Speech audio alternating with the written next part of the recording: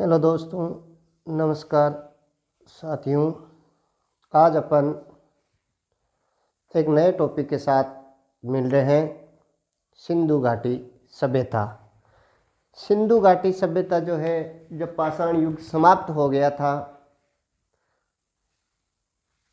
अपन ने पहले पढ़ा था कल ही, प्रागैतिहासिक, आद्य ऐतिहासिक और ऐतिहासिक। तो प्रागैतिहासिक में जो पाषाण काल है, जिसमें पूरा पाषाण काल है, मध्य पाषाण काल है, नवपाषाण काल है, ये पढ़े। नवपाषाण काल के बाद में अपन आते हैं धातु युग में। धातु युग में सबसे पहले ताम्र धातु का जो चलन हुआ। ताम्र धातु के बाद में कांसा आया। तो पाषाण युग की समाप्ति के बाद जो धातुओं का दौर आया, उसमें ये नहीं है कि धातुओं ही केवल थी, ये भी चल रहे थे, धातुएं भी आ गई और पाषाण भी चल रहे थे, इसलिए इसको ताम्र पाषाण युग भी कहते हैं। और ताम्र पाषाण युग में अपन जब सिंधु घाटी सभ्यता के बारे में देखते हैं, तो भारत के बारे में लोगों की धारणाएं थी कि सिकंदर से पहले भारत में कोई भी किसी भी प्रकार की सभ्यता नहीं थी, किसी प्रकार की कोई सिविलाइजेशन नहीं थी। लेकिन जब 20वीं सदी के तीसरे दशक में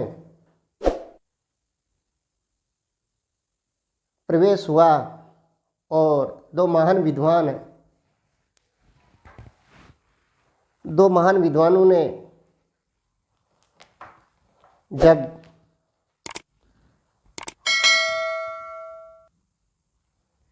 इसका आविष्कार कुछ खोजें की, उन खोजों में सबसे पहले खोज आती है अपने दो महान विद्वान थे।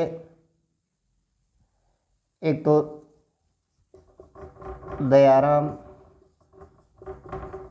साहनी और एक थे राखलदास बनर्जी।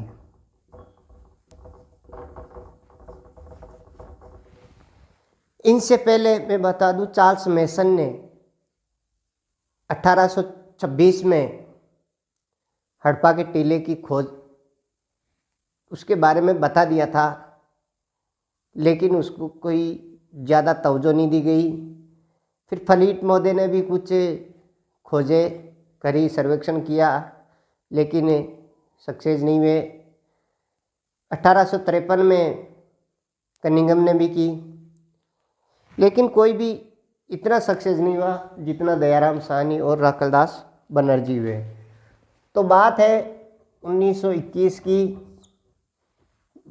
भारत के जो पुरातत्व विभाग के महानिदेशक थे,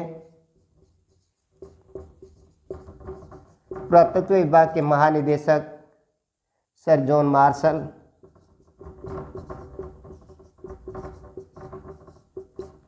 इनकी देखरेख में दयाराम साहनी जी ने 1921 में हड़प्पा की खोज करी।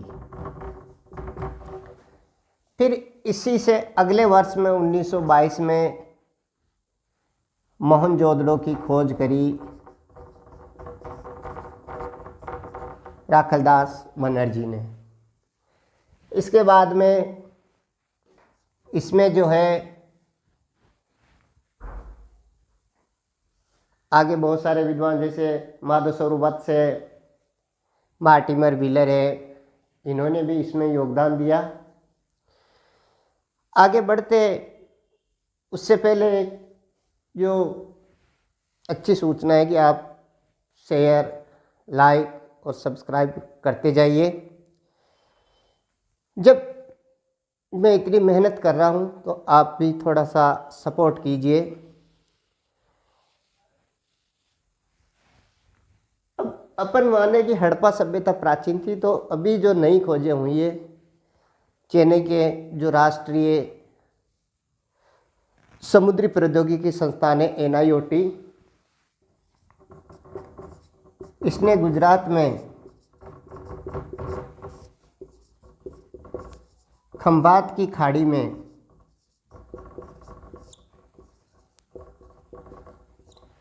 जल प्रदूषण पर कार्य कर रहे थे, उस समय इनको वहाँ पे प्राचीन सभ्यता के अवशेष मिले हैं।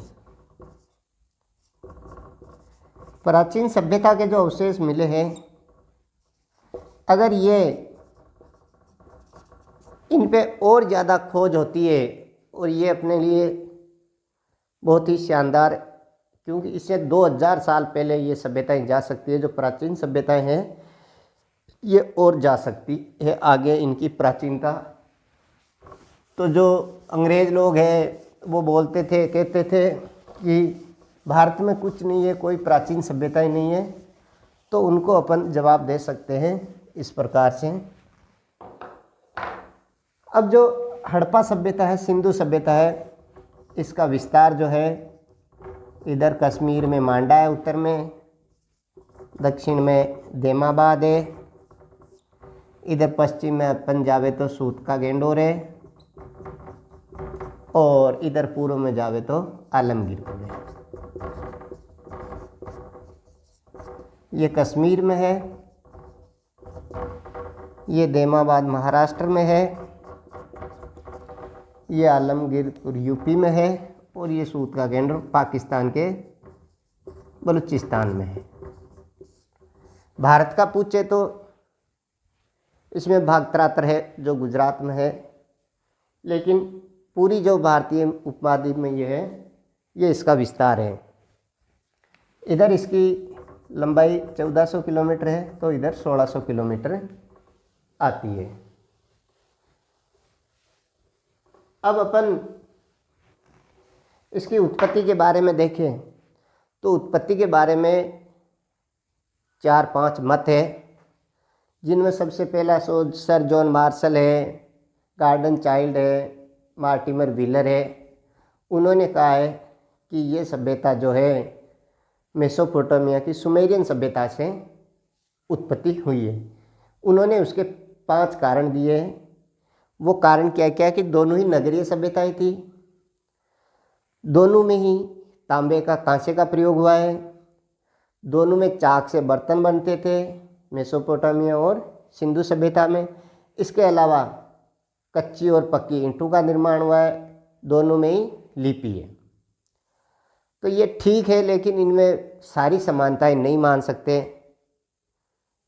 नगरों में भी बहुत अंतर था, तांबा कांसे का ठीक है, लेकिन जो लिपि के बारे में है, लिपि में उधर 200-900 जो है अक्षर है, जबकि सिंधु सभ्यता में 400 अक्षर ही काम में लिए जाते थे।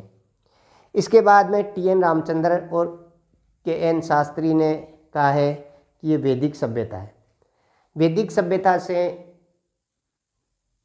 के जो आर्य लोग थे, उन्होंने ही इसका विकास किया था। क्यों? क्योंकि ये वैदिक सभ्यता से, जो वैदिक सभ्यता के आर्य थे, वही इस सभ्यता के भी जनक थे। इसमें भी बहुत सारे अंतर है, बताते हैं कि ये जो है वैदिक सभ्यता ग्रामीण थी, ये नगरीय थी। इसके अलावा वैदिक साइट जो है मकान घास फूस के बनते थे, जबकि ये ईंटों के बनते थे। इसके जो है इधर तांबे का कांसे का था, लेकिन वैदिक सभ्यता में लोहे का आविष्कार हो गया था। इधर अपन देखें वैदिक सभ्यता और सिंधु सभ्यता जो है, सिंधु सभ्यता के लोगों को कहते हैं कि वो साक्षर थे, लिखते थे, जबकि वैदिक सभ्यता के लोग लिखते नहीं थे, केवल मौखिक थे। तो ये अंतर बताए जाते हैं, लेकिन ये अंतर कोई श्योर नहीं है कि भाई ये अंतर थे। क्यों नहीं है? क्योंकि वैदिक कहते हैं कि वैदिक सभ्यता ग्रामीण सभ्यता थी, नगर नहीं थे, लेकिन वेदों में बहुत जगह पुर नाम आया है, जो पुर है नगरों के लिए है, तो हो सकता है उसमें भी नगर थे। इसके अलावा अपन लिपि की बात करें तो वेदों को हाँ बोलते थे, लेकिन लिखित में नहीं होने का कारण क्या है कि परम ज्ञान को लिखा नहीं जा सकता, इसलिए वो लिखते नहीं थे, जबकि मौखिक उनको याद करते थे। अब इसके बाद में कुछ लोग कहते हैं कि भाई ये द्रविड़ थे। क्यों? क्योंकि इनके जो नर जातीय तत्व है, जैसे ऑस्ट्रेलियाइड है, भूमध्य सागरीय, मंगोलियन है और अल्पाइन है, ये 4 नर जातीय तत्व अस्थिपंजर यहाँ मिले। तो ये द्रविड़ों में भी है, जैसे भूमध्य सागर के हैं वो द्रविड़ हैं। तो ये भी कहते हैं कि द्रविड़ सब लोग जो थे इस सभ्यता के जनक थे। लेकिन द्रविड़ जो लोग थे वो अगर इस सभ्यता के जनक थे तो द्रविड़ जो दक्षिण भारत है उसमें भी इस सभ्यता का विस्तार होना चाहिए, लेकिन देमावाद के बाद आगे नहीं जाता है। तो इसको भी अपन जो वैज्ञानिक है ज़्यादा तवज्जो नहीं देते। अब सबसे अच्छा जो है वो है कि प्राचीन जो ग्रामीण सभ्य थी, जैसे मुंडिगाक है, जाब है, कवेटा है, आमरी है, कोटदीजी है, हड़प्पा, कालीबंगा, इनमें हड़प्पा से भी प्राचीन जो सभ्यताएं थी उससे इनका निर्माण हुआ है, इसी की विकास हुआ है। आगे आती है और नई जो खोजें हैं, प्रोफेसर मिड्डो ने एक जो दिया है उसके अनुसार जो प्राचीन सरस्वती सभ्यता जो वैदिक सभ्यता है उसी से इसका जो है सभ्यता की उत्पत्ति हुई है। इसको अपन प्रमाण के रूप में भी मान सकते हैं कि सैटेलाइट का जो चित्र लिए हैं उसमें सरस्वती नदी की चित्र आए हैं। इसके अलावा जो बनावली राखी गड्डी की जो सभ्यताएं हैं उनसे ये सभ्यता की उत्पत्ति प्रमाणित होती है कि सरस्वती सभ्यता, सरस्वती नदी के किनारे जो संस्कृतियाँ थी, सभ्यताएं थी, उसी से सिंधु सभ्यता आई है। तो एक दूसरे को अपन कनेक्टिविटी करके पढ़ेंगे तो बहुत आगे तक अपन पहुंच सकते हैं। अब जो सिंधु सभ्यता की विशेषता है उसमें सबसे महत्वपूर्ण है नगर नियोजन। नगर नियोजन जो था वो सड़कें ग्रिड रूप में थी। सड़क और नगर नियोजन इसका सबसे ज़्यादा महत्वपूर्ण विशेषता है। इसके अलावा नाली निर्माण है।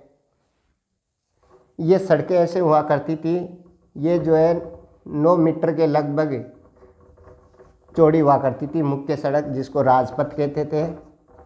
बाकी की जो छोटी सड़कें होती थी वो 3.5 से लेके 3.66 मीटर तक होती थी और गलियां जो हैं वो 1.80 मीटर की चौड़ाई में होती थी गलियां।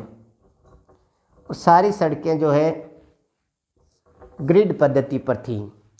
इसके अलावा नाली निर्माण जो है समकालीन किसी भी सभ्यता में ऐसी नालियाँ जो सिंधु सभ्यता में पाई जाती है वो कहीं पर भी देखने को नहीं मिलती है। इसमें जो मुख्य मुख्य नगर है उनके बारे में अपन अगले अध्याय में पढ़ेंगे, कल पढ़ेंगे।